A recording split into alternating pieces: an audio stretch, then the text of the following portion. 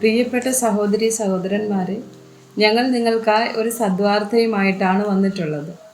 2025 ജനുവരി 1 മുതൽ 365 തലക്കെട്ടുകൾ ഉൾപ്പെടുത്തിക്കൊണ്ടുള്ള വർഷം മുഴുവൻ പ്രാർത്ഥിച്ച് ധ്യാനിക്കാനുള്ള വചനങ്ങൾ ഞങ്ങൾ പങ്കുവയ്ക്കുന്നു. എല്ലാ ദിവസവും ഞങ്ങൾ ഒരു തലക്കെട്ടും അതുമായി ബന്ധപ്പെട്ട വചനങ്ങളും അയച്ചു തരുന്നതായിരിക്കും. വചനങ്ങൾ കേട്ട് ധ്യാനിച്ച് അനുഗ്രഹം പ്രാപിക്കാൻ ഞാൻ നിങ്ങളെ പ്രോത്സാഹിപ്പിക്കുകയാണ്.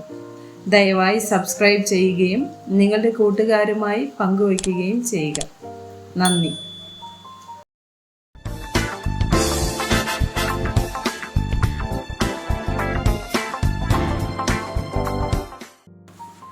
ദിവസം 103. അഹംഭാവം. സദൃശവാക്യങ്ങൾ 3, 5 മുതൽ 7 വരെയുള്ള വചനങ്ങൾ. പൂർണ്ണ ഹൃദയത്തോടെ യഹോവയിൽ ആശ്രയിക്കാം, സ്വന്തം വിവേകത്തിൽ ഊന്നരുത്. നിന്റെ എല്ലാ വഴികളിലും അവനെ നനച്ചുകൊള്ളുക, അവൻ നിന്റെ പാതകളെ നേരെയാക്കും. നിനക്ക് തന്നെ നീ ജ്ഞാനിയായി തോന്നരുത്. യഹോവയെ ഭയപ്പെട്ട് ദോഷം വിട്ടുമാറുക. സദൃശവാക്യങ്ങൾ 12, വചനം 15. ഭോഷന് തൻ്റെ വഴി ചൊവ്വായി തോന്നുന്നു, ജ്ഞാനിയോ ആലോചന കേട്ട് അനുസരിക്കുന്നു. സദൃശവാക്യങ്ങൾ 16, വചനം 18. നാശത്തിനു മുമ്പേ ഗർവം, വീഴ്ചയ്ക്ക് മുമ്പേ ഉന്നതഭാവം.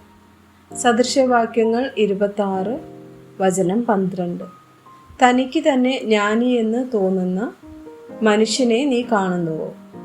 അവനെക്കുറിച്ചുള്ളതിനേക്കാളും മൂഢനെക്കുറിച്ച് അധികം പ്രത്യാശയുണ്ട്.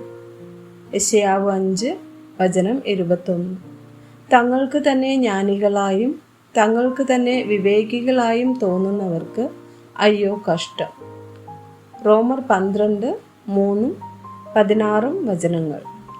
ഭാവിക്കേണ്ടതിന് മീതെ ഭാവിച്ചുയരാതെ ദൈവം അവനവന് വിശ്വാസത്തിൻ്റെ അളവ് പങ്കിട്ടതുപോലെ സുബോധമാകും വണ്ണം ഭാവിക്കണമെന്ന് ഞാൻ എനിക്ക് ലഭിച്ച കൃപയാൽ നിങ്ങളിൽ ഓരോരുത്തരോടും തമ്മിൽ ഐക്യമത്യമുള്ളവരായി വലിപ്പം ഭാവിക്കാതെ എളിയവരോട് ചേർന്നു കൊള്ളുവിൻ.